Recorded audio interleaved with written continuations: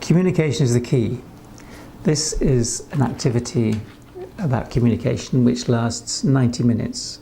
So it's for 2 teams, and ideally you've got up to 6 in each team, so maximum 12, but you could have 3 and a 3 or a 4 and a 4.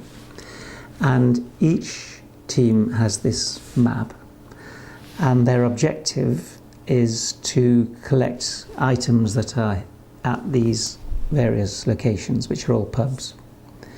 And Team 1, which also has its own flag, is given a task which is to collect bottles of water from the pubs, and they're told how many bottles are at certain pubs, so they can begin to plan a route, because the more bottles they collect, the more points they get. Team 2, who have a different flag, are based at the southern part of the map, and they're collecting water, and so they plan to maximise their collection of water and collect points. And the key thing is that it's a joint score that they're going to get between them. So they're working towards a joint score, so that if the other team scores well, it's good for you. They've got 2 means of communication. There's a laptop which sits between them, and they can use the laptop to send email messages to each other. They can only send 90 characters at a time, and they send their 90 characters in an email, and then the other team come and read the email, which only appears on the screen for 15 seconds, and then it disappears, which they find very worrying at the start, but actually 15 seconds is a long time. As well as communicating by email, they can also have meetings, but they can only have one every half hour. And at the meetings, one member of the team can speak, and the other members of the team can attend the meeting, but they can't speak, which they find very frustrating. So 2 methods of communication: one is email and one is meetings. So what happens is the first team plans a route, goes to the computer, and using this planning sheet puts in its route, tells the other team by email that they've put their route in, the other team goes and puts their route in, and then the computer gives them the joint score.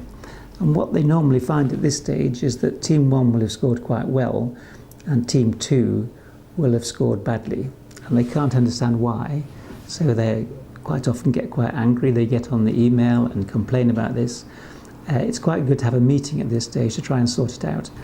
The reason they're having a problem is that one team is collecting bottles and the other is collecting water.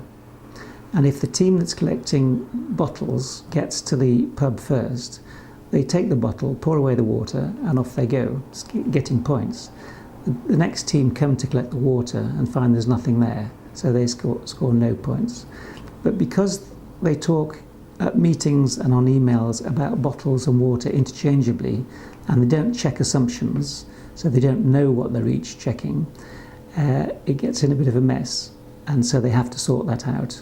Once they've sorted it out, it's relatively easy to plan the routes to maximise the number of points they get.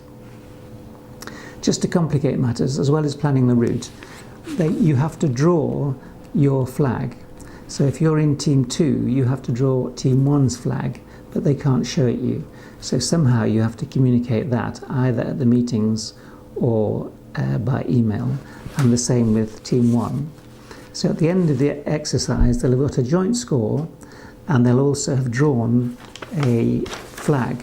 Now this is one drawing we had, which is that flag, which is quite good, but clearly no artists in that group, whereas this one, which was Team 1's flag, is actually pretty accurate, and they get scored for that as well.